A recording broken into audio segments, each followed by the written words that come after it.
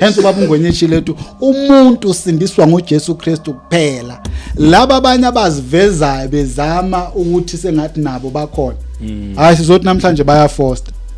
Sifuna nje ukubeka ngelanguage nje esimple. Sithi nje baya foster. Ngoba kuzocaciswa leyo nto. Kuzocaciswa indaba ukuthi uyedwa. Akekho correct wala. So correct wala. Senza ama corrections ubani wazi ngeAfrikaans. Bathi ama fair better. Yeah, senza ama fair better. Akekho ngafaniswa naye. Wehlukile.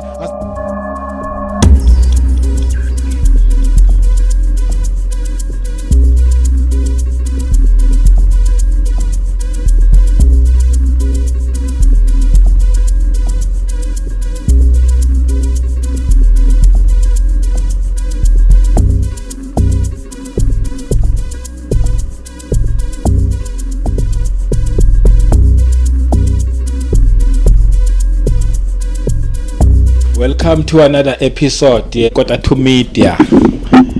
#sesazokhuluma siphinde futhi sibonge ukuthi uchoose le channel, sibonge ukuthi uphinde sizohlangana uhlanganyele kanye nathi. Azikho ziningi indaba esoyikhuluma kodwa nje each and every time mawubona le show, mawubona le channel, wazi ukuthi esikulethile umuntu kanye noNkulunkulu kuphela. As usually ke angikho ngedwa, ngihamba nabafundisi bakhona nje lapha.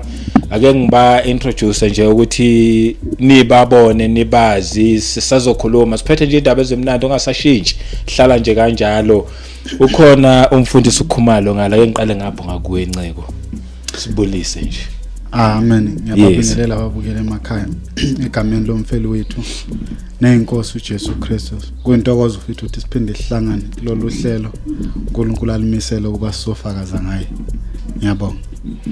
Sibonge kakhulu. Sibe nobaba uNgwenya.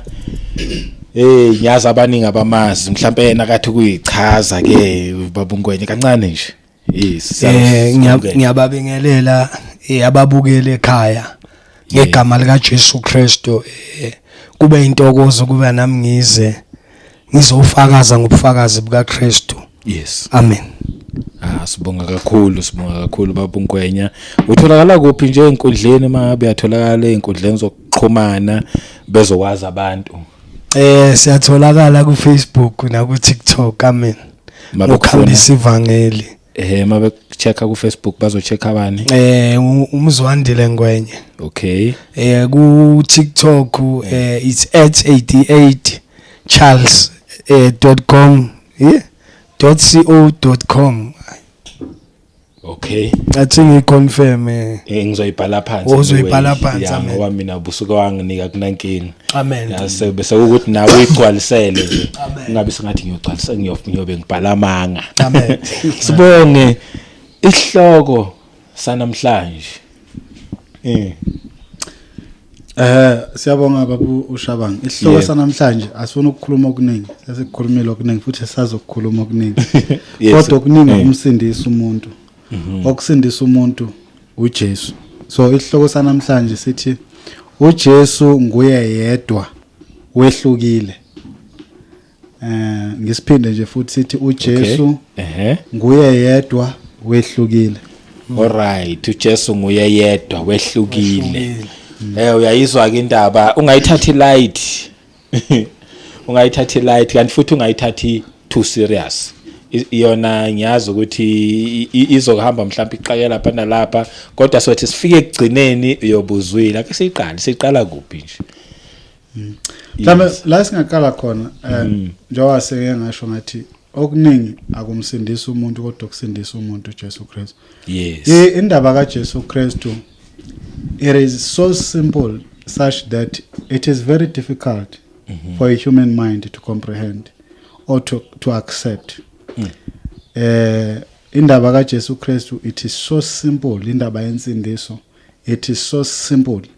Kangangokuthi umuntu onokuhlakanipha kwenyama nokuhlakanipha kwezwe angeke azakhona ukuzwa. Ingakho umpostoli Paul ezwe labazalwane bamngwenye uzongisiza ngaleyo ncwadi. La ithi khona abazalwane, I think it's 1 Corinthians chapter 11:3.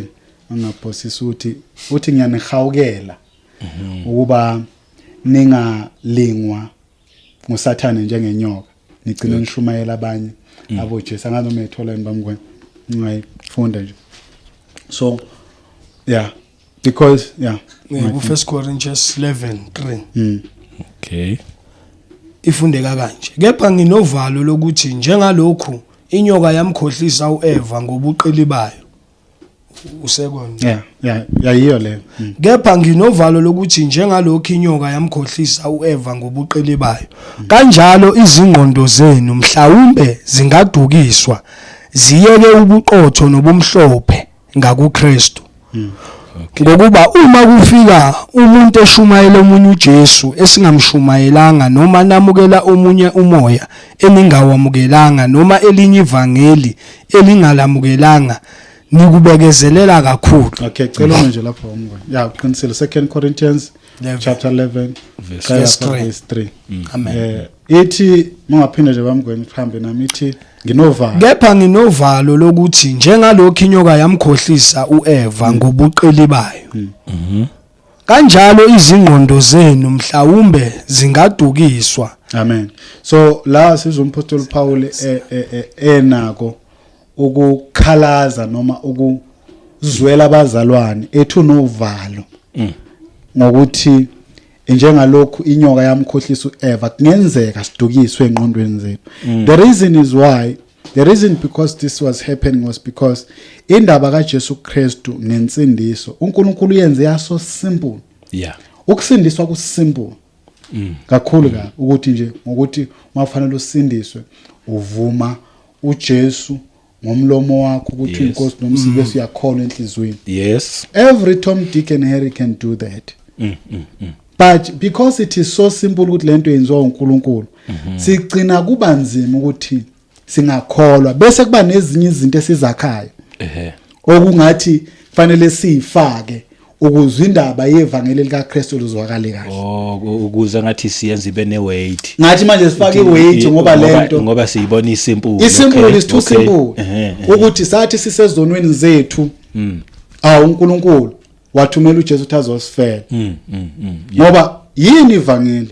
Ivangeli sathola phana uma ufunda incwadi ka1 Corinthians chapter 15 lapha ku1 uthi umpostoli Paul bazalwane nganikhumbuza ivangeli nganishumayeza lo.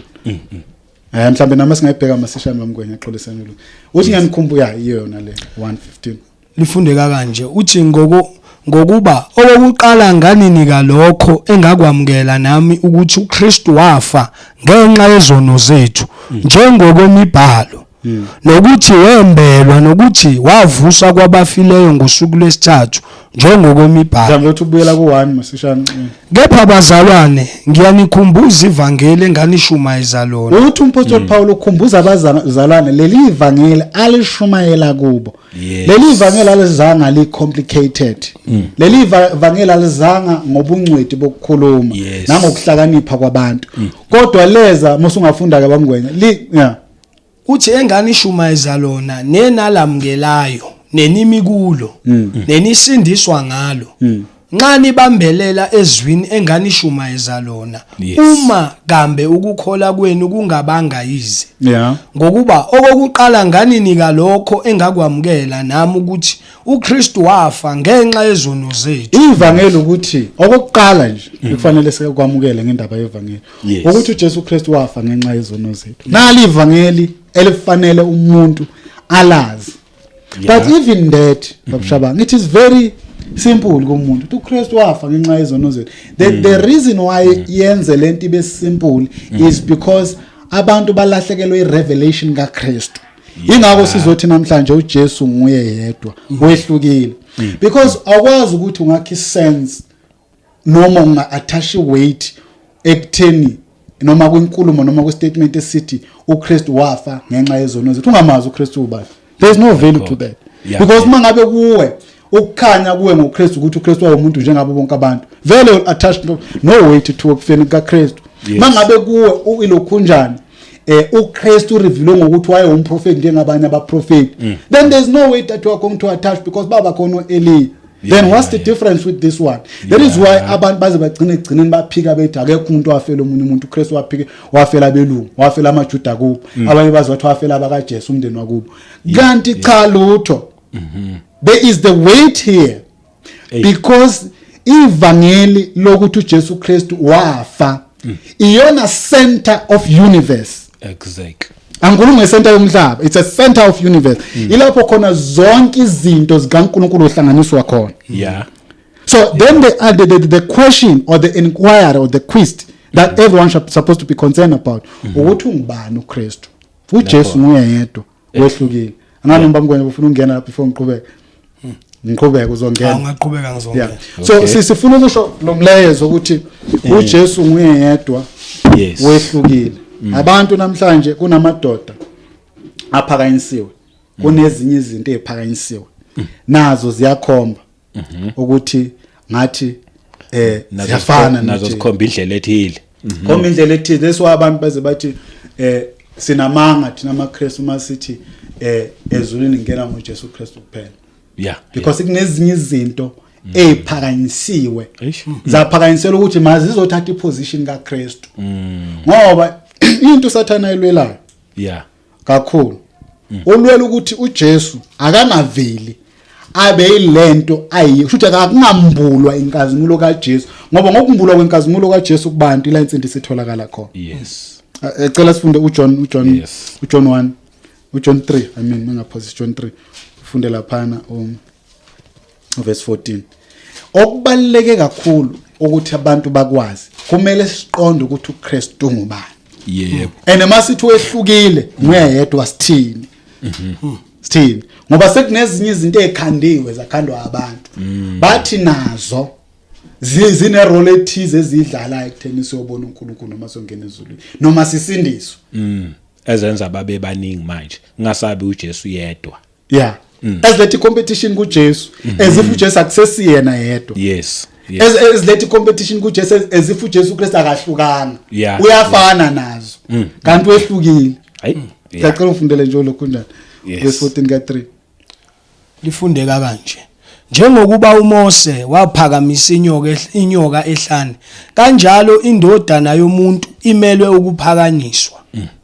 15 kuzilo ukuba yilowo nalowo okholwa yiyo abe nokuphila okuphakade. So ukuphila okuphakade kuza ngokukholwa endodaneni kaNkulunkulu enguKristu Jesu noma ukukholwa okuphakade kuza ngokukholwa kuJesu.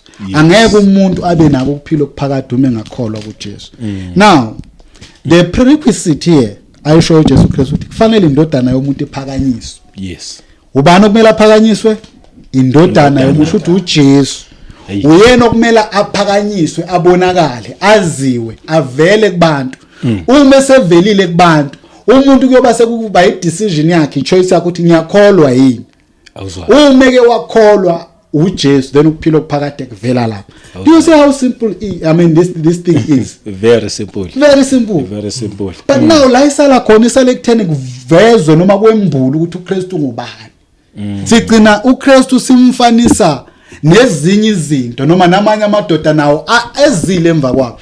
Now the problem ngalamadoda ukuthi wona ajaha istandard sika Jesu. Hayi ukuthi wona avela ehlukile kunoJesu cha. Wonke lamadoda ekuthiwa makukhunywa ngawo. Egcine makukhunywa ngawo uzwa kuthiwa but ikhona enye character efanayo noJesu. Yeah. But Jesus Christ never compared himself to anyone. In fact, Jesus Christ preached about himself. Azange abanjini lamadoda namhlanje kuthiwa makukhunywa ngawo thusibamba naye wenza into efanayo noJesu. Nakhona lapha abantu bengakhuluma iqiniso ngoba akekho umuntu wenza izinto ezenziwa ubani uJesu cha akekho. Siqala lana ke babushabangu. Indaba iqala laphana ekumenyezelweni kokuza kwakhe uJesu Kristu. Okay. Singathatha history. Sivula incwadi zencwadi. Akekho umuntu emhlabeni oweza emva kokuthi ukufika kwakhe emhlabeni kumenyezelwe ukuthi uyeza. Na umehluko ke nje omkhulu ngoJesu. Kubantu bonke abake baphila nabaprofeti bonke namadoda namandla wonke. Angiphindele akekho umuntu emhlabeni owafika okufika kwakhe kumenyezelwe. Kwathi uyeza. Kusukela koMoses ukuza kaKristu kuyamenyezelwa. What kind of a man is this? Because sonke sivele sazalwa nje ngepassion yendoda nomfazi. Ngokuthanda kobaba nomama bethu. Abanye kwakhalonina njengo Samuel. bacela ukuthi cela babe nayo uNkulunkulu wabenzela umusa ukuthi kodwa noma baba great ngokuprophet but akuzange kumenyezelwe ukuza kukabani kuka Samuel. Yes. Akuzange kumenyezela ukuza kaEliya. Akaze akekho umuntu okwake kwabhala incwadi ngaye. Kwaze kwabhala nendawo la ayozalelwa khona ukuthi uyotholakala eBethlehem yaseJudea. Umehluko loyo. Exactly. Ngaphandle kaJesu. Uye yedwa umenyezela. And not only ukuthi umenyezela.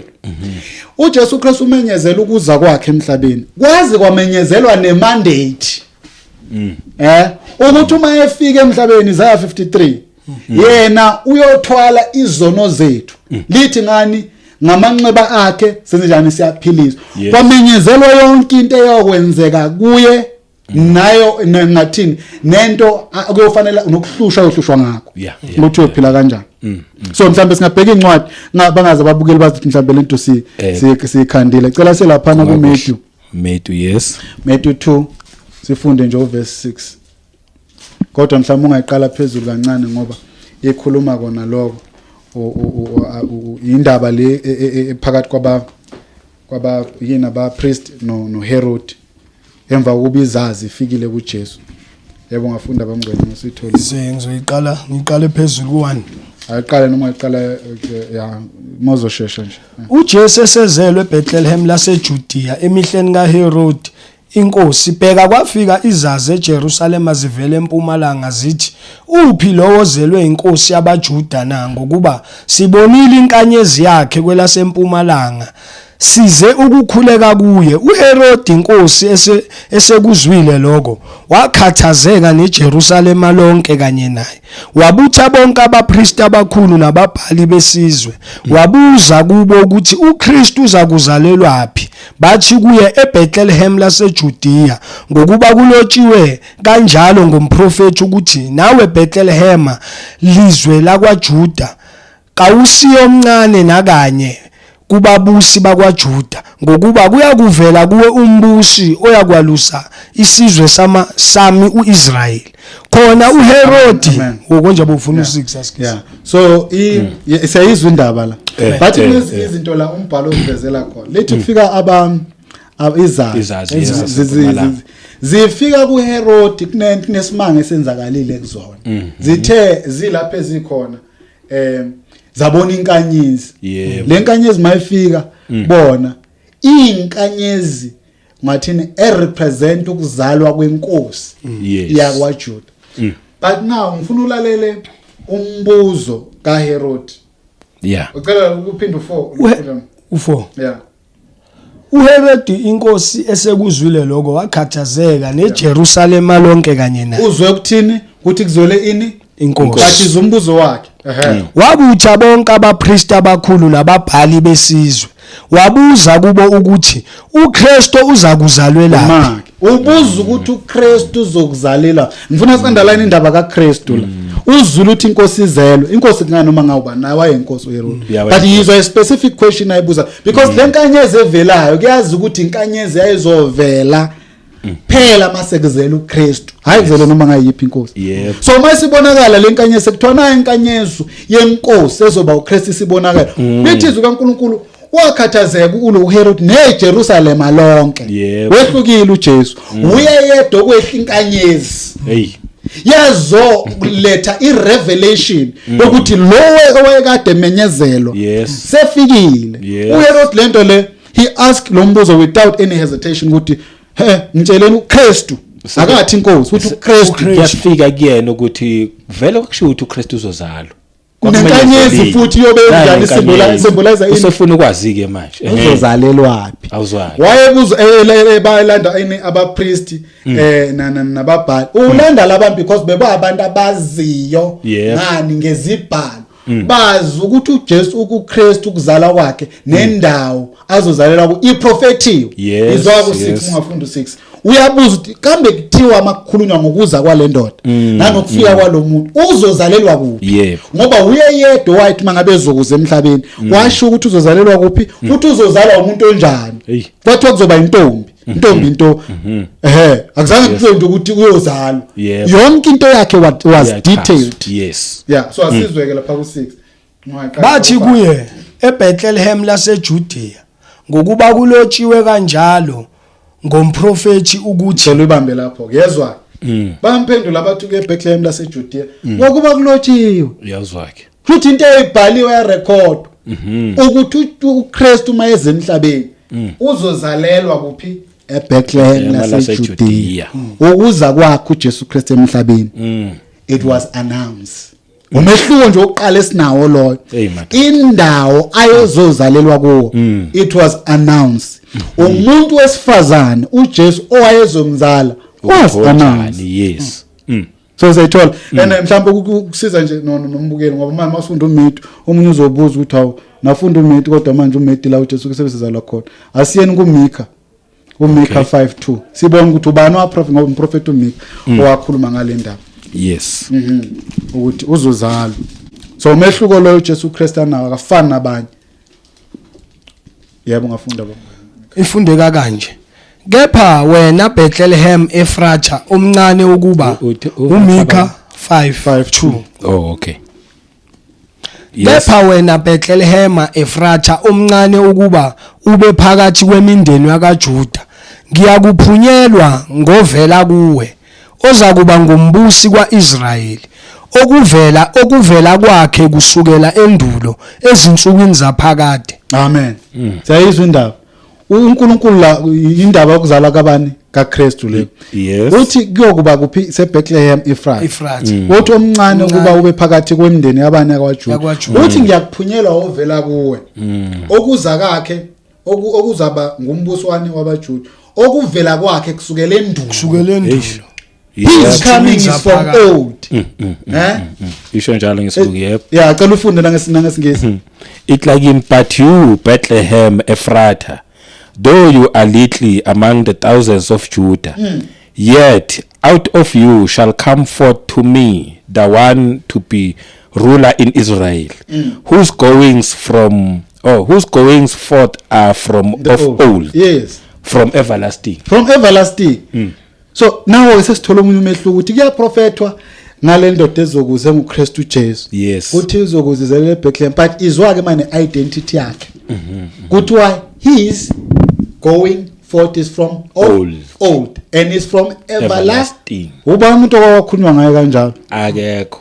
So wayekuzosukuma amadoda namhlanje asukume azothi nawo somehow ayafana noJesu. Nayo ayafana noJesu Kristu ngamandla ngoba naku lezi nanabantu anabalandeli. It's not all about abalandeli. Jesus Christ was not here to gain abalandeli. But there is more purpose uJesu Christ ayezela la emhlabeni. But asiqhubeke bamngwenya nganomfuna ungena lapha. Mina ngizoqala nami lapha ku 1 Corinthians. Amen. Okay. Ku 15 lapho bovule khona. Ukuthi abapostoli ngoba ibandla njengoba lishizwa I think kuzenzo 2 ku41 or 42 lithi baqhubeka njalo bahlala kuphi esifundisweni sabapostoli nasekuhlephuleni isinkwa nasemikhulekweni. Haleluya. Amen. Yes. Futhi kahle ngizoyisho nje ngamabomu ukuthi ukukholwa konke kume ngoKristu. Haleluya. Umuntu ongakholwa uKristu akakholwa na uNkulunkulu.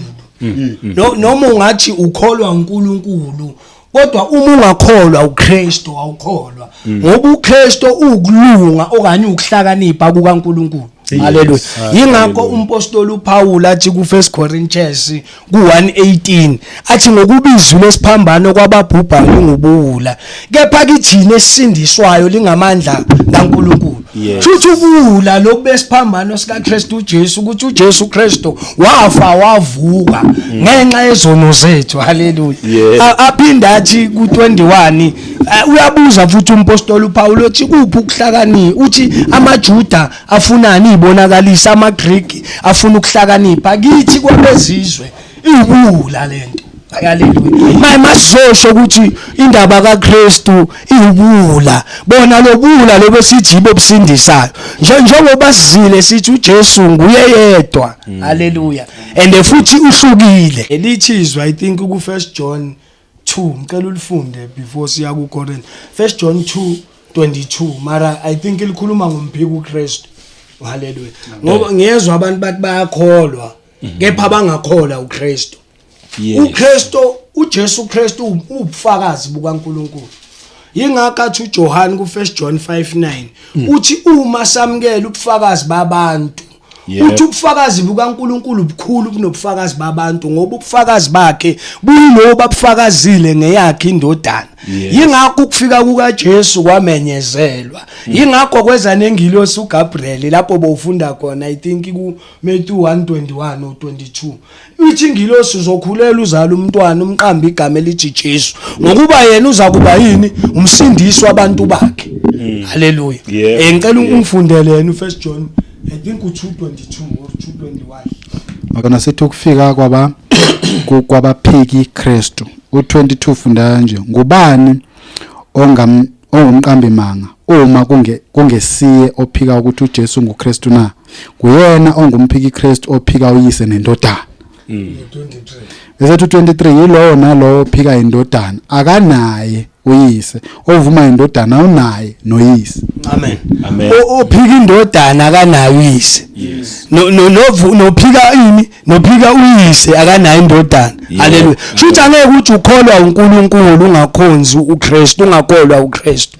Umphika uKristu. Haleluya. Bengeda nje ngifakazela ukuthi indaba yokukholwa ime ngoKristu. Amen. Ngizobuyela lana ngoba ngishilo mangiqala ukuthi ivangeli lezakithi ngani ngabapostoli. Yingakho umpostoli athi ngokuba okokuqala nganinika lokho engakwamukela nami ukuthi uKristu wafa ngenxa yezono zethu njengokwemibhalo. Umuntu uyakholwa ukholwa imibhalo. Yebo. Amen.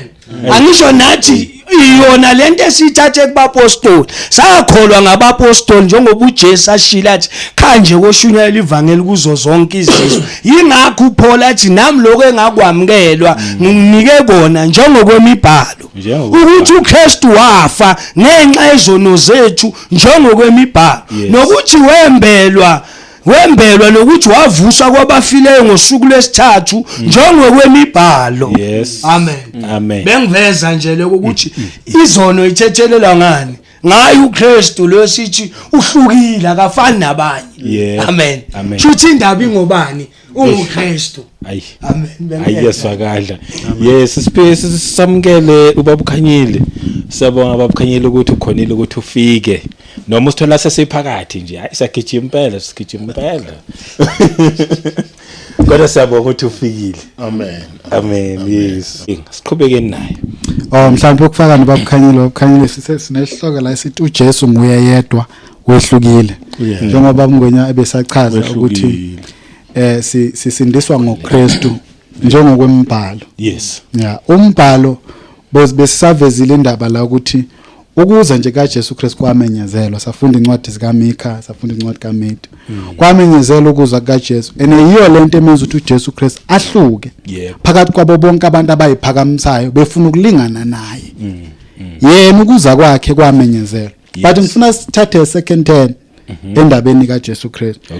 Ngoba ekumenyezelweni kwakhe ukuza kwakhe uJesu Kristu kwamenyezelwa nendaba ukuthi uyophila impilo kanjani ngiyokwenzakalani asikuyekeke lo kancane ngoba nakubo laba abayiphakamisayo babusha befuna ukuzokuma ku position kaJesu akekho umuntu okwabhala ukuthi uyophila impilweni uyokufa kanjani futhi kuyokwenzakalani ngayo. But sithethe second bite now ngoJesu Kristu ukufa kwakhe kwamenyezelwa nakho-ke ukuzalwa kaJesu Kristu kuyamenyezela kuze kushiwo nendawo ukuthi uyozalelwa kuphi uyozalwa ubani yonke lento ibhalwa phansi njengoba Ngwenya eshilo njengokwemibhalo. So now nokufa kaJesu Kristu kwamenyezelwa but akumenyezelwanga kuphela uJesu Kristu uyedwa umuntu okwaphila emhlabeni wonke ngihamba history yonke okhulume ngokufa kwakhe ukuthi kuyokwenzeka kanjani kwenzeke nini kwenzeke kuphi kwenziwe ubani futhi kwenze njengalokho kwenzeke kwechazi la selapha na ku Matthew 16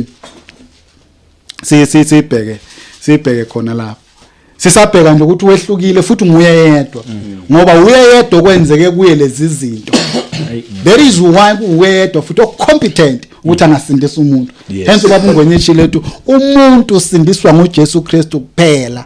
Laba abanye abazivezayo bezama ukuthi sengathi nabo bakhona. Hayi sizothi namhlanje baya foster. Sifuna nje ukubeka ngelanguage nje esimple. Sithi nje baya foster ngoba kuzocaciswa leyo ndaba. Kuzocaciswa indaba ukuthi uyedwa akekho correct wala. Correct wala. Senza ama corrections ubani wazi ngeAfrikaans bathi ama fat veteran.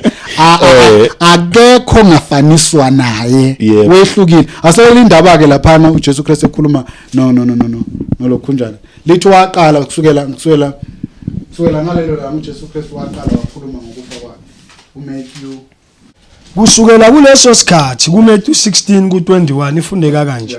Kusukela kuleso sikhathi uJesu waqala ukubonisa abafundi bakhe ukuba umelwe ukuya eJerusalema ahlushwe ngokuningi ngamalunga nangabapriest abakhulu nababhali abulawe kepha avuswe ngosuku lwesithathu. uPetro wayesemthatha waqala ukumkhuza wathi cela simenze lapha ngifundele yona sihamba. Kusukela kuleso sikhathi uJesu waqala ukubonisa abafundi bakhe ukuba umelwe ukuya eJerusalema. Siyizwa indaba. uJesu Kristu uyaqala manje ubonisa abafundi bakhe ukuthi ufanele ukuthi enjani aye eJerusalema. But kunento la ayisho uJesu Kristu mayelana nokuya eJerusalema. Akusinje ukuthi uye eJerusalema phela. Uye eJerusalema uyokwenzani? Lapha eJerusalema uthi kumele ahlushwe ukuhlushwa njani ngokuhlushwa okuningi yini amalungu nani enze njani ukugcina abulawa bese kwenzakalani kepha avuswe ngosuku lwesithathu. Yonke lento uJesu Kristu ayikhulumayo ukhuluma uyaphila. Akekho umuntu okwade ephila emhlabeni wachaza bakwethu. Akeze ke sifuna ukumbona namhlanje. Even nakulaba babusha ngabanyusayo beveza bebalengana noJesu. Akekho noyedwa enye indoda esezwe kuthiwa kuyazama kuthiwa yathatha impika ngazi yafaka yaphatha nesikhaftini yaphahlaze but asikho lapho. So but akekho umuntu ayakekho owakwathi hamba emhlabeni wathi mina ngizofaka kanjani noma ukhanya ukhona mhlawumbe mazi amfakaze bazalwane esikhuluma ngokufa kwakhe. Akekho umuntu owakwasho wathi mina kufanele ngiyohlushwa usibanibani ekwenzakaleni abapriest kuphi nendawo uthe eJerusalem ahlushwa amalunga abapriest ababhali abulawe ngosuku lwesithathu avuswa. Uyayazi yonke uJesu Kristu lonto le. So why sithi ufana nabanye? Akafani ngoba nguye yedwa futhi wehlukile. Yebo uJesu Kristu umuntu owayezomdayisa anikele ngaye wayemazi ehlala naye edla naye uzwe ukhuluma naye uthi lokho okunyokuthi mangabe ngidipha esitsheni ngidiphe kanye nawe yena ubani umuntu okwazi umbulalo wakhe wasehlala naye babukhanyile wahlala nawe nje wena uzongidayisa wena ayihlala ngoba the moment bazi ukuthi wena uyibetray yakho uzomdayisa noma ukwazama ukungidayisa ufunela abantu angakubulala kodwa uJesu Kristu uhlala wena qala wehlukile nguye yedwa. Laba bazama ukuyiphakamisa abafuna ukufana naye bayafosta. Sizosho njalo nje namhlanje umuntu usindiswa ngoJesu. Ngokuba izinto ezenzeke kuJesu azifani nazinto ezike zenzeka kubantu. Ngifuna ukushumayela abazana ngifuna abazana bangene ngoba iningi indaba kaJesu ngokwehluka kwakhe. Iningi kakhulu indaba kaJesu ngokwehluka kwakhe. Sesitholile ukuthi ukuza kwakhe uJesu Kristu kumenyezela nokufa kwakhe kanjalo wenze njani kumenyezela. Wazi washo ukuthi ngosuku lesithathu uzokwenzani uzovuka. Mhlawumbe asimixele simixe no John 5 lapha bamngweni simixe no John 5:46 ukuze kuvele ukuthi uJesu Kristu ngempela uyedwa futhi wehlukile. Ngokuba sizoyifunda kuJohn 5:46 ifundeka kanje. Ngokuba uma benikholwa nguMose beniya kukholwa yimina ngokuba yena waloba ngami. Kodwa uma ningakholwa imibhalo yakhe niyakukholwa kanjani ngamazwi ami na? Gijima nje ihlanganise no 39:40 khona la yona le. Sizofunda ku39. Nihlola imibhalo ngokuba nithi ninokuphila okuphakade kuyo. Yiyona efakaza ngami. Kepha anivumi ukuza kimi ukuba nibe nokuphila. Jesu Kristu ukhonta ivezayo ngayila. Uthi abafarisi nabapriest uthi bahlola imibhalo ngoba bacabanga ukuthi emibhalweni banokuphila okuphakade. Yebo. Uthi kodwa abazi ukuthi imibhalo ifakaza ngayo. Yebo. Ubani emhlabeni okwaba nemibhalo before afike emhlabeni efakaza ngayo. Lapha ku40 uthi lo Mose nina nihleli kuye kangaka. Nicabanga ukuthi nina nizohlulelwa yimi phambi kaNkulunkulu. Nizohlulelwa uye lo Mose ngokuba yena lo Mose ubhale ngami. Kuba bonke laba prophet abavukayo bebaba prophet babantu abamnyama khola abantu abamnyama abanye baba prophet bamaChina abanye baba prophet babanibani. Akekho owakwakhuluma ngalendlela athi uMoses. Siyakhumbula phela uMoses yena ubhale iTorah. Ubhale ngaye. Kodwa uJesu boldly so wama wathi lo Mose nina enimkhonzayo nenigijima ngaye kangaka ubhale ngami. Lapha ku39 uthi lezi ibhalo lezi enifundayo nibheka ukuphila kwenu okuphakade kuzona. Zikhuluma ngami. uJesu Kristu kuphela. Wayeke labantu manje sebeqhamuka bethi nabayi kukhona amanye ama character afana naJesu. Sisamile bazalwane ngicela ukukhuluma okuningi. Sisamile ekutheni akekho ufana noJesu. Wehlukile. Yes. Uzozwa mabekhuluma bethi hayi thina siyambona nje uJesu silandele imfundiso ekaMose. Iyacaca ukuthi lezo imfundiso ekaMose abathi bayayilandela. Wayekhuluma ngoJesu. Mhlawumbe ukungena ngisishane lapha. Walandela imfundiso zikaMose walahlekelwa uJesu usumela kwiposition yabaFarisi. Nabo balandela izifundiso zikaMose baye kuJesu uthi uJesu Kristu lapho umfundo ubani u40 uya u39 uthi you search the scripture for in them you think you have eternal life. These are they which testify of me. Yes, 40. But you are not willing to come to me that you may have life. Uyembhalweni uthi ufuna ukuphila wakho kuyona. Akukho ukuphila komuntu embhalweni. Ngoba umbhalo ukhuluma ngobani? ngoJesu. Uma ufuna ukuphila iza kubani? ngoJesu. So labantu bathatha izibhalo zikaMoses bagijima nazo bayekela uJesu. Angeke babe nako ukuphila okuphakade. Njengoba mngonyeshe umuntu usindiswa ngoJesu. Umuntu unokuphila okuphakade ngoJesu. Ngokuba uJesu Kristu uyedwa owehlukile kuko konke okwadalo. Yes. Nakubo bonke abantu abake baphila. Akekho ofaniswa noJesu. Akekho. Akekho. Okay.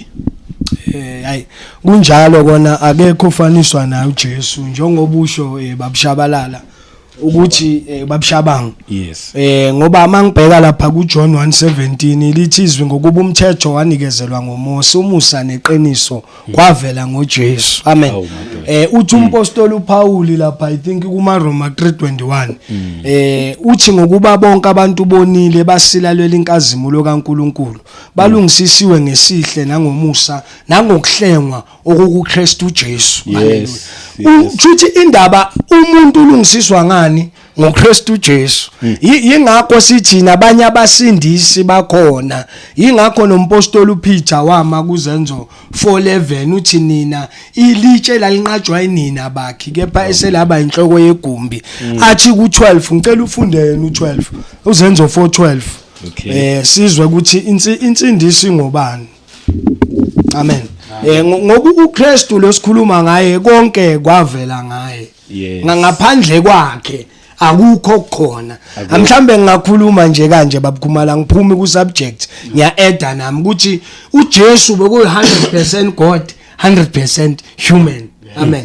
Bekalambalala ngokwenyama.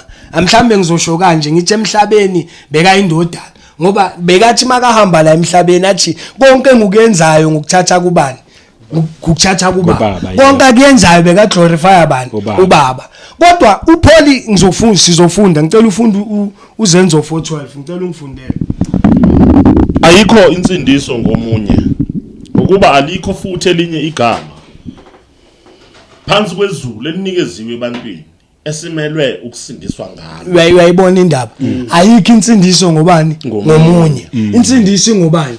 IngoKristu. Ngoba alikho futhi elinye igama esinikiwe phansi kwezulu ekumele sisindiswe ngalo. Haleluya. Akhona amanye amagama, zikhona ezinye insindiso. Yingakho noJesu atheni na ku John 14:6 athi mina ngiyindlela neqiniso nokuphila. Ngaba kuba nanomthetho kaMose wawungeke uthethelela izono. Umuntu oweza wazoba yiwundlu kaNkuluNkulu ezemhlabeni anganasiqe angaqambanga namanga nangomlomo wakhe uKristu uJesu. Yena uNkulunkulu wagqoka inyama weza kithi emhlabeni. Yingakho izwi lithi ku John 1:14 ulizwi wakha phakathi kwethu wagqoka inyama. Yingakho ngithi uJesu beka 100% God 100% human. Into eyafa esiphambaneni kwafa iflesh ngoba ezulwini akunanyama kunagazi. uNkulunkulu wayedinga igazi ukuze azoba umbuyiswana. Lento abantwana bakwaIsrael bebayenza ku-Old Testament, bahlaba inqama, bahlaba amajuba, bahlaba amaphupho. Wayithatha wazoyenza yena. Yingakho athi uPeter ku 1 Peter 1 ku 1 Peter 2:21 athi njengokuba inhlupheka wahlanganyela lokho ukuthi azoshiyela izibonakaliso sambe phezulu kweinyathelo zakhe. Weza yena uNkulunkulu wazosibonisa example. Amen. Yingakho athi uJohn ku 1 John 5:19 athi uweza yena azosinika ingqondo yokuba simazi. I think sizoyifunda ngingayikhulumela. Amen. Ngicela ungifundele futhi ku John 1:1. Asikwazi ukungasho ukuthi uJesu Kristu indlela neqiniso, and asikwazi ukungasho ukuthi konke khona kuvele ngaye.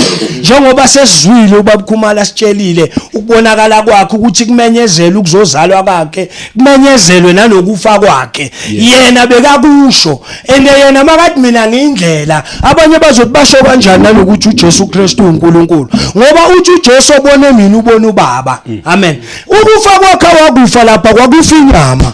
uNkulunkulu akafi because God is a spirit. uNkulunkulu umoya. Babebulala inyama kuze yena ehle aye phansi ayothathana ihluthulelo. Yingakho athi kuHebrews uPaul athi kuHebrews 2:14 athi njengokuba abantwana bahlanganyela inyama negazi, naye uqobo wahlanganyela lokho kuze amnqobo omubi ongusathane ngokufa. Ukufa wakufa wayethatha konke ukuthi yena abe yifirstborn yayo yonke into. Firstborn of all creation. Kuze zonke izinto zime ngaye. uJesu kuphela wafa wavuka. Yingakho sithi uJesu Kristu umsindisi. Amen. Kuze sikuveze lokho uJohn 1:1 ungayifunda nje sikhaphuze babukhanyile. John 1:1.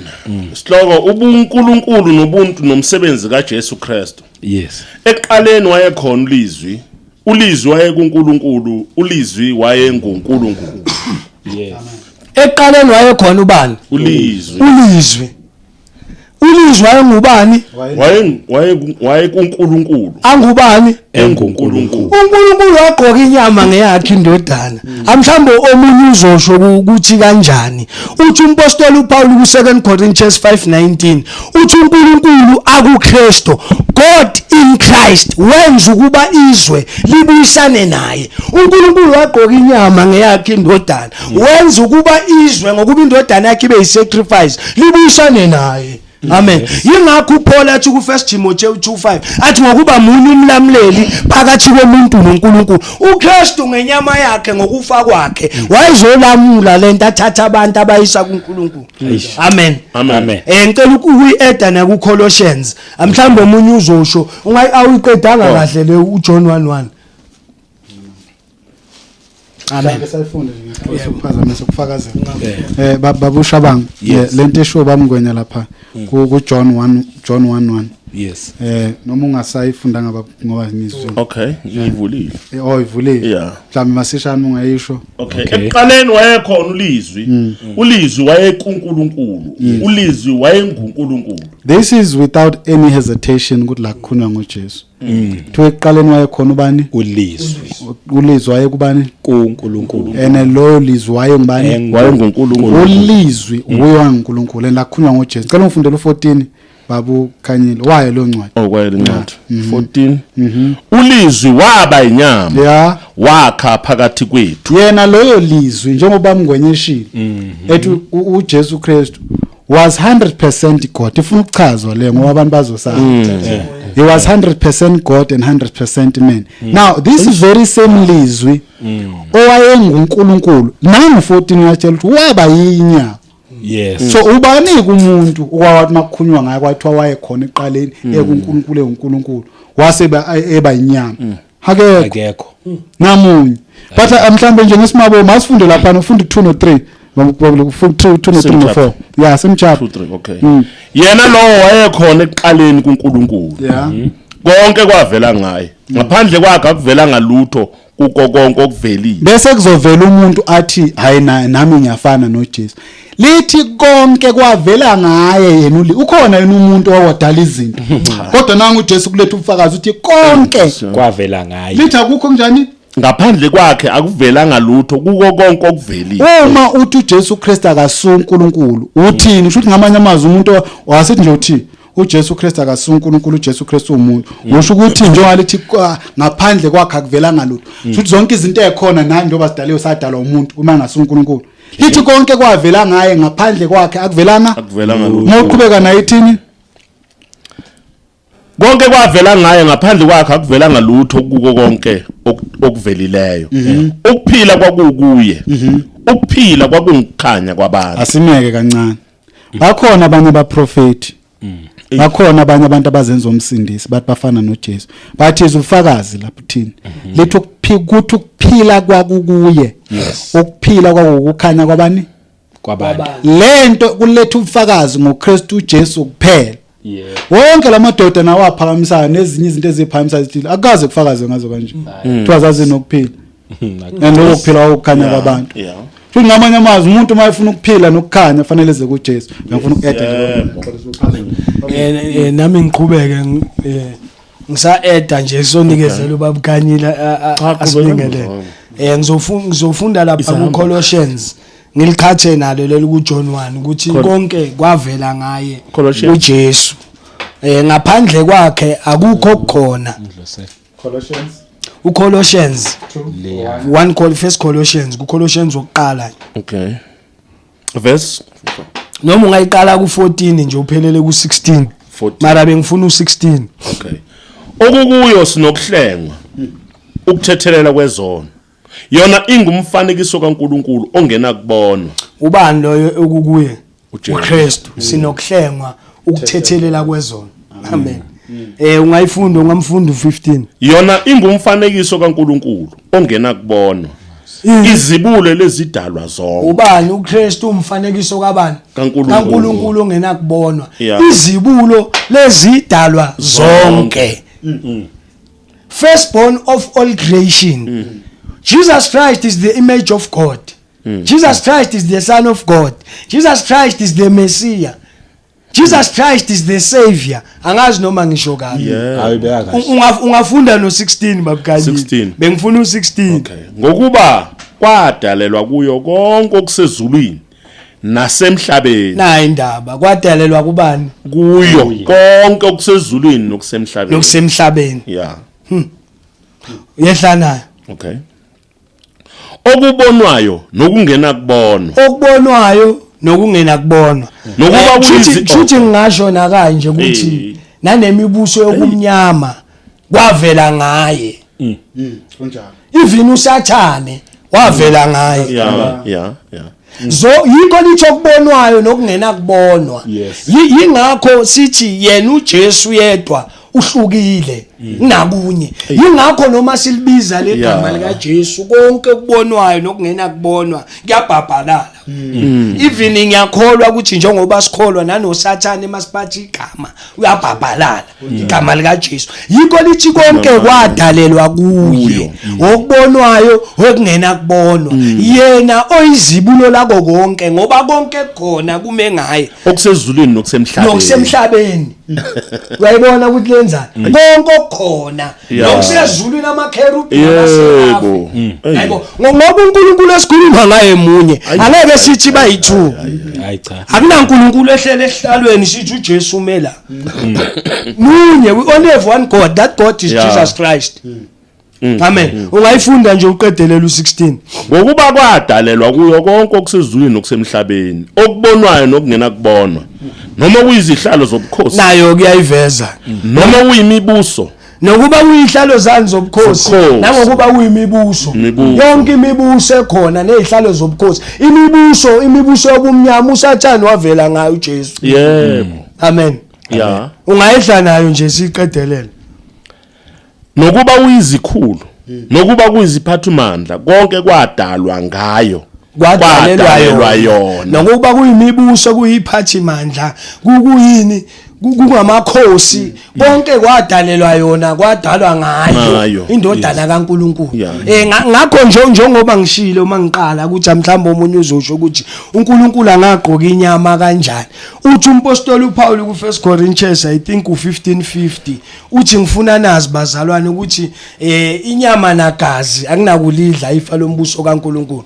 uNkulunkulu wayenza isacrifice ngeyakhe indodana ingakho uJesu athi ku John 10:17 athi uYesu uyangithanda ngoba mina nginawo amandla okubeka kwami ukuphila ngijike ngokuthabatha wabeka kwakhe ukuphila uNkulunkulu wajike wakuthabatha umuntu omunye uzosho ukuthi kanjani ngoba uJesu bekuyiJuda uNkulunkulu akusiJuda kodwa wangena enyameni yeJuda yes angazi noma ngiyibeka kahle sihamba kahle angeke ngithi uNkulunkulu iJuda kodwa wangena enyameni ngobuJuda and uJesu noma wavuka sekanani i-glorified body amen ungagcwalisa no siyabonga bakukhanyela sikuvalele ngaphandle bangazi amen kuye lencwadi le ubamngwenya abese kunezinto mhlawumbe ezithintayo bamngwenya athintayo lapha ethi khona he is the firstborn of all creation kunabantu abathi bekhuluma ngobu firstborn bukaJesu bese becabanga ukuzalwa because emqandeni wabo abantu every time you think about born bacabanga ukuzalwa as in the physical birth there is a spiritual birth but again this firstborn kaJesu mhlawumbe singebheka ikuphi ithi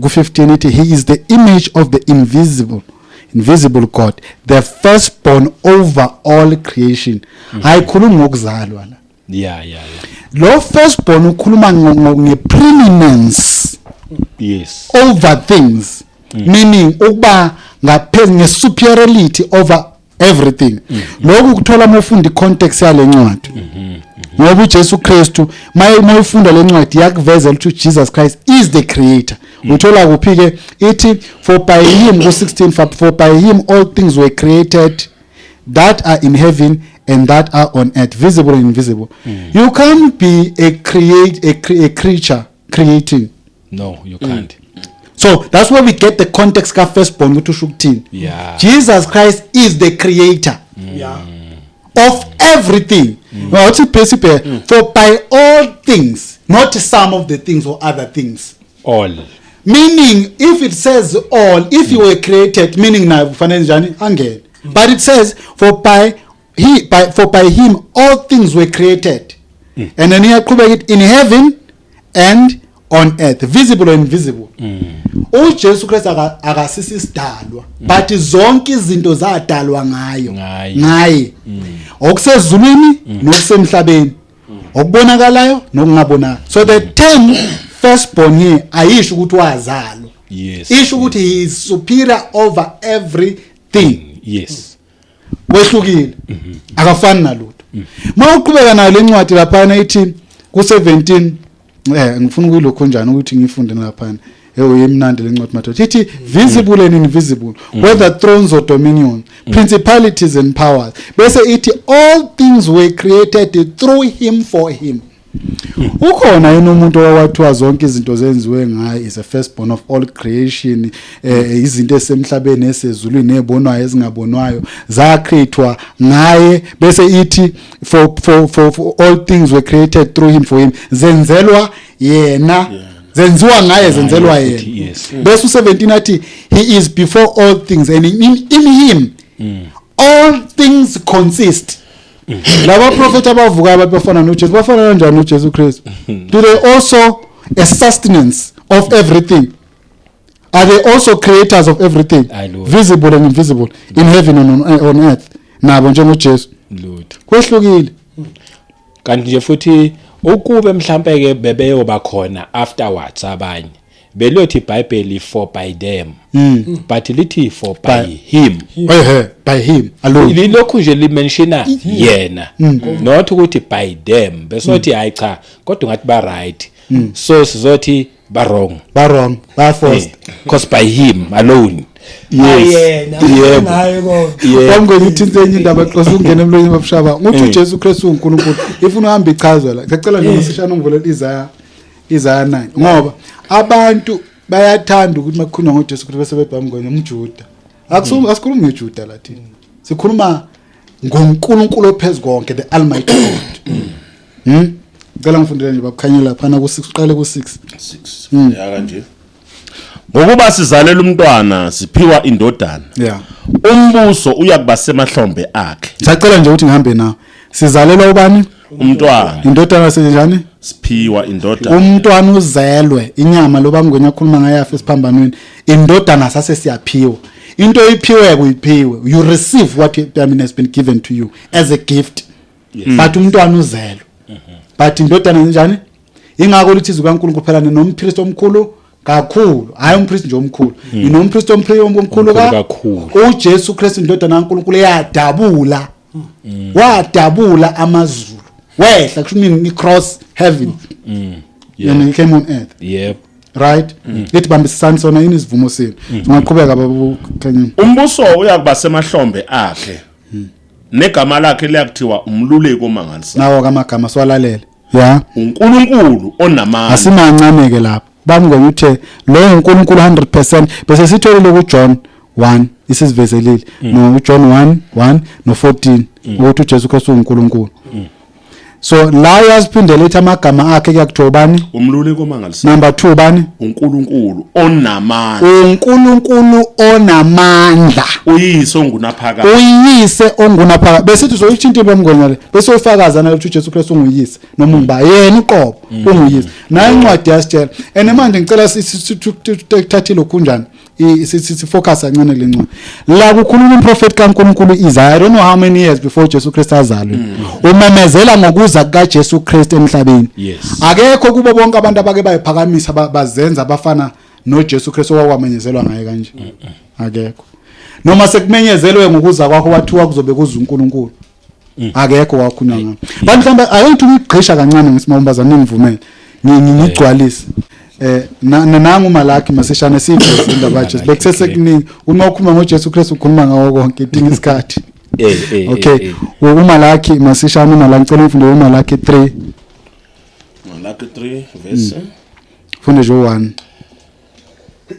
isithunywa sikaJehova isihloko bekani ngiyakuthuma isithunywa sami siyakulungisa indlela yami indlela phambi kwami inkosi eniyifunayo iyakufika ngokuzumayo ethempelini layo acela umancane lana isprofeto lesi silethwa uNkulunkulu lithi inkosi siyifunayo ithi ihloko sakho sithini isithunywa sikaJehova uhambe besethini bekani ngiyakuthuma isithunywa sami siyakulungisa indlela phambi kwami solungisa indlela phambi kwakho ubani uJehova uJehova uzothuma abayini isithunywa sizokulungisa indlela phambi besethi inja inkosi eniyifunayo iyakufika ngokuzumayo ethempelini layo inkosi isazofika ngokuzumayo kuphi ethempelini okay but asiye ku4 umalaki 4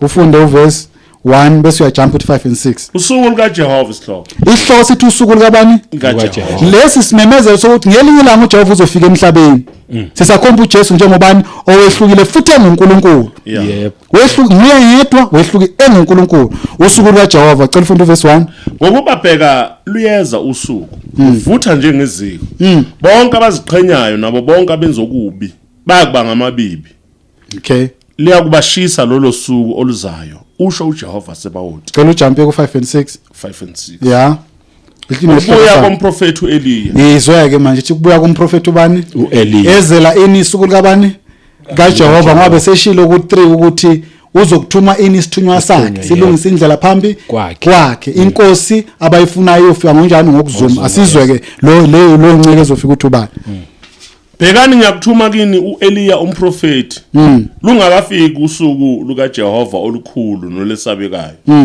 uyakuphendula izinhliziyo zawoyise kubantwana nezinhliziyo zabantwana koyise funa ngifike ngishaye ufuna ngifike ngishaye izwe ngesiqalekiso. Uyayizwa indaba uthi uzokuthuma ubani. Mhlawumbe ukuvala nje masishane la ngoba ngifuna kuvele lento bamngwenya beyisho indaba ukuthi uJesu Kristu uNkulunkulu 100%. Asiyeke lapho uJehova uthi ngeli uthi mayememezela uzokuza emhlabeni. But before afike uzothuma isithunywa sakhe. And leso sithunywa sisho ukuthi ubani uEli. Asiye ku Matthew 11. Siye ku Matthew 11 sifunde nje verse maningi amavesi la kodwa ngifuna ngithathele 20 Matthew 11 verse 7 to 14 masishane. Hey sekuzoba mningi kakhulu wafunda ya uzama. Kepha sebemuka laba uJesu waqala ukukhuluma ezixokweni ngoJohane wathi naphuma naye ehlane kuyobonani na umhlango ontengantengiswa ngumoya na kanti naphuma ukuyobonani na umuntu oyembethe izinotho na bhekana abambethe izinotho basezindlini zamakhosi kodwa naphumelana na ukubona umprofeti na yebo ngithi odlula umprofeti nguye okulotshiwe ngaye ukuthi phela ngiyakuthuma isithunywa sami phambi kobuso bakho esiyakulungisa indlela yakho phambi kwakho. Ngiqinisile ngithi kini kwabazele ngowesifazana kavela ngumkhulu kunoJohane umbhaphathizi. Kepha omncane embusweni wezulu mkhulu kunaye. Kepha kusukela emhleni kaJohane umbhaphathizi kuze kube manje umbuso wezulu uyafuzulwa nabawufuzulayo bayawuphanga. Ngokuba abaprofeti bonke nomthetho baprofeta kwaze kwafika uJohane. Uma nivuma okwamukela lo nguEliya obeza kufika onendlebe makezwe. Okay cela ubambe lapha siyamuzwa uJesu Kristu ayaconfirm indaba kaJohane owayehamba phambi kwakhe khomba yena njengoKristu ethi akanawo namandla kunjani ukuthukula imicilo ecathulo zakhe uthi lo Johane ubani uEliya ipso facto uJesu Kristu utshela uthena uJehova by the very same fact what Jesus Christ is telling us ukuthi yena ubani uJehova. So wehlukile uJesu Kristu uNkulunkulu uye futhi wayelindelwe esiwaye nemibhalo yonke yamemezela kwenzenjani ngokufika nokuza kwakhe yonke into yakhe enjani detailed. Ngicela ukunika ngokwenza nami sengigcizelela njengevesi lokugcina. Okay. Sesithe shaya isikhathi ku 1 Timothy 3:16 ifundeka kanje ithi kuvunyiwe ukuthi inkulu imfihlakalo yokukhonza uNkulunkulu yokuthi owabonakaliswa enyameni. Amen. Ngigcizelela lento engishilo nami lenyama ukuthi uNkulunkulu kuvunyiwe ukuthi inkulu imfihlakalo yokukhonza uNkulunkulu yokuthi owabonakaliswa kuphi enyameni. Ungangifundela yona babukhanyile. Ngifundela nesingisi. Sorry ngokukhanya ukuphazama. Ithi and without controversy great is the mystery of godliness. Ilaleleke. God was manifested in the flesh, justified in the spirit, seen by angels, preached amongst the Gentiles, believed on in the world, received up in glory. Amen. Bengifuna ukugcizelela nje ukuthi indaba kaNkulunkulu imystery. Yiko lithi elinye lithi it is great this mystery or liko lelithini without or great is the mystery of godliness. Yingakho uPaulathi kuvunyiwe ukuba inkulu imfihlakalo yokukhonza uNkulunkulu yokuthi wabonakaliswa enyameni walungisiswa emoyeni wabonwa yingilosi washunywa elezizweni wakholeka ezweni waphakanyisela kuphi enkazimulweni. uNkulunkulu waqoka inyama ngoJesu ngiyagcizelela nje ngalokho. Yes. Kuthi waqoka inyama ngoJesu. Qiniso. Ngibuyela kuyo le 100% human 100% God. Kuthi uJesu kuphela esindiswa ngaye. Bakhona abanye abasindiswa angali isikhona nezethu indlela. Kepha uma singakholwa uJesu asikholwa. Yingakho athi uPaul kuma Roma 10:17 uthi ngokuba ukukholwa kuzwa kuvela ngani ngokuzwa. Ukuzwa kuvela ngokuzizwe ngoKristu. Futhi ukholwa kume ngoKristu. Yingakho uthe babukhumalo kuJohn 3:14 njengokuba uMose wayiphakamisa inyoka yethu usehlane kanjalo indodana yomuntu umele iphakanyiswe oyokholelwa kuyo uzoba nokuphila okunaphakade. Ukuphila okunaphakade lokhu kuba sazi yena yedwa oqinisileyo uNkulunkulu oqinisileyo nendodana yakhe uJesu Kristu ayithumileyo. Amen. Cha indaba senibekile bazalwane. Kuzwakele ukuthi uJesu unguNkulunkulu uJesu uhlukile. Yes. Ufakazelwa yini? Imbhalo, izwi lakhe. Yebo. iBhayibheli elingcwele leli uthi maye bafundisa umthandazo uJesu uthi anothi manithandaza nithi baba sezulwini mawufike ini umbuso wakhe aphinda athi futhi yena kuMateyu 7 athi umbuso kaNkuluNkulu awufiki ubonwa ngamehlo maye kunabantu abafuna ukubona umbuso kaNkuluNkulu ngamehlo kanti uNkulunkulu iBhayibheli ukufihlile lokwabahlakaniphile bacabanga bazokwazi uNkulunkulu ngokuhlakanipha kwabo kanti ukwazi uNkulunkulu kudinga ukuhlakanipha kwakhe awuzwakhe hayo kwakho yebo kufana nezinto nje ezikhandwayo ama radio anything electronic uma ukuze ilungu ngikwazi ukusebenza idinga umuntu wazi electronic manje umuntu ulungiswa ngoKristu uJesu injalo angeke futhi uzukwenze ngenye indlela ngoba nabo laba abazenza uNkulunkulu akukho la iBhayibheli libagonyaza khona bayafoster bakuyeke nje lokufoster kwabo akusebenzi lokufoster bayazi nabo bayafoster ngoba bathatha iBhayibheli balifunde ngokuthanda kwabo balinterpret ngokuthanda kwabo abalikhulumi isilento eliyikhulumayo lithi iBhayibheli kwaba kuhle uNkulunkulu ukusindisa abakholwayo ngobula bentshumayelo ufikile umbuso kaNkulunkulu the kingdom of God is here yingakho thina singaba zofakaza ukuthi sisembusweni wakhe yingakho asifani nabanye abantu izinto ezizenzayo hlukile baze bathi bona sizenza ngcono asikhozi thina nabantu abafile hayi cha umuntu thina simnikeza ilento yakhe idignity yakhe ukuthi umuntu ephila noma efila ngeke nje uzuba uNkulunkulu ngeke size sokhothama kuwe munye phela thina sokhothama kuye okuJesu okuyena osihlanganisa noNkulunkulu ngoba vele isono lesi sasihlukanisa noNkulunkulu saphelelwa ubuNkulunkulu sabayile izinto esizona namhlanje mina nje okwami lokho uhlukile hayihlukile lenkosi hayi no kuzwakele hayi niyibekile bafundisi ngicabanga ukuthi kuningi okukhona futhi kube kuthiwa nje isikhathi sikhona ngabe silokho nje sayilula ibeyinde ko depend mangabe ukuthi kumele siqhube sobona ukuthi siyayiqhuba noma kanjani okay ayishuthi kofanele siyiqhube yebo la ekhaya kuliwe izwi nje kuphela uma ngabe ukuthi umuntu othanda izwi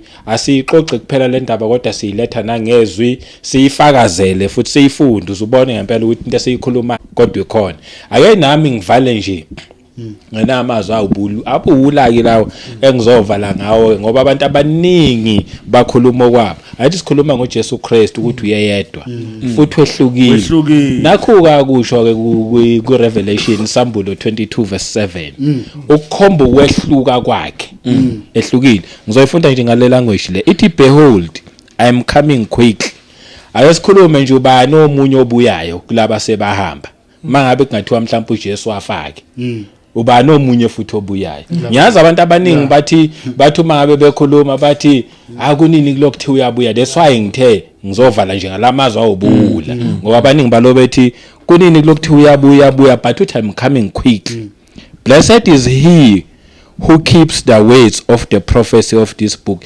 kuyosinda kuphela umuntu oyogcina lemiyalo walencwadi kuphinde futhi kusinde nomuntu ozwayo ngoba nje sikhuluma njena asimoshi isikhathi futhi asikumoshela isikhathi futhi nathi nje niyabona sibadala abanye baze basho bathi la madoda ezimpandla yebo impela sinazi impandla but you are not wasting our time futhi asikhulumi ukumosha isikhathi sakho siletha lezi indaba siyaqondisa siyalungisa ngoba ngempela uyeza masinyane mangaba kwakamamukela uJesu Kristu abe inkosi nomsindisi senzela ifavor isikhathi sisasekhona igama lami ngumuntu duze ngawashabangu bese siyivala nje uNkulunkulu ngomsa wakhe futhi uma senzelile esigcinile sophinde sihlangane next time siqhubele indaba amen